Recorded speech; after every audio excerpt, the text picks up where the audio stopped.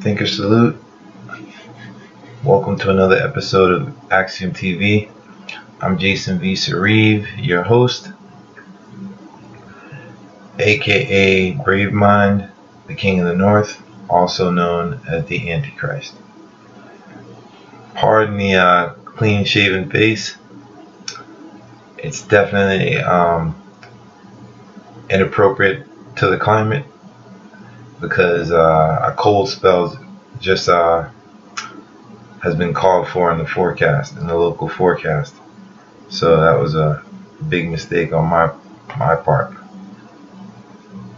And in a way, that is what the subject of this video is not necessarily mistakes. Well, I guess it could be something to do with mistakes, but more ignorance. And I'd like to pose a question. If you were stupid, how would you know it? Seriously. Maybe the title of this video should be being non-confrontational with ourselves is actually costly. Very costly. Heavily costly. Ignorance isn't bliss. It's a setup for failure, actually.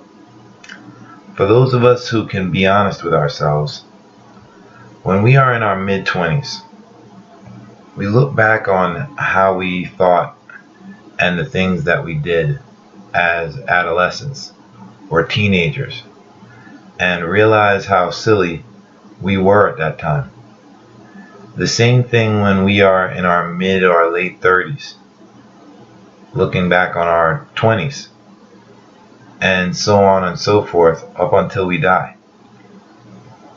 The whole hindsight is 20/20 adage.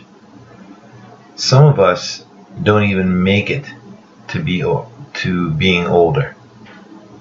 I have quite a few friends that have died in their 20s, which always made me wonder, how come I'm still alive? But that aside, some of us die young, mired in ignorance. The problem is, when we are in the moment, we are prisoners of it. It's not that we fail to recognize it. We ignore it or we lie to ourselves in order to avoid the reality of it. This is why we are constantly seeking stimulation. Any stimulation for some of us, to avoid confrontation with our very selves. Whether we realize it or not, we are not products of our parents. Inherently, like them, everything, including all living things, are products of nature. It endowed us with minds that cognitive ability starts out life experience in the deepest depths of ignorance, unbeknownst to us. Each year we get a bit more removed from that abyss of unawareness, but at the same time we maintain that being unbeknownst of how further we still have to go, of how much further we still have to go. Instead, we look back on how far we've come and are satisfied with that and become complacent, which sustains our being unbeknownst.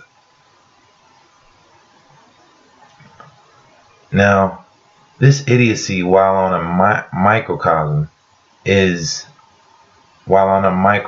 level, is self-imposed on some level. This is where choice comes into play, / the illusion of it. The way to defeat it is to become cognizant that at the same time, ultimately, nature sets us up this way. Hard to face? Yes, I know. But once you get past your reflexive emotional response to that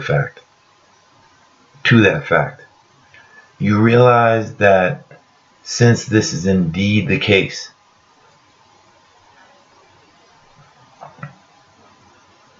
you begin to start the journey of winning this war against your own personal ignorance.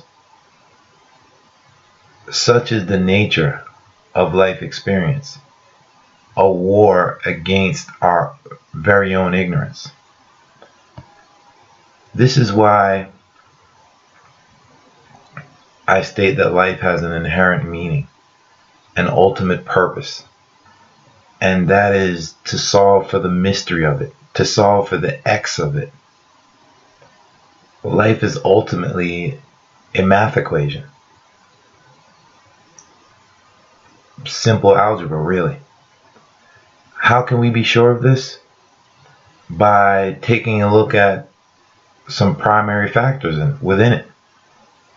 Nature bestowed curiosity within us to query it, as well as the fact that life is always challenging. Another nature of nature. Another indication of the nature of nature.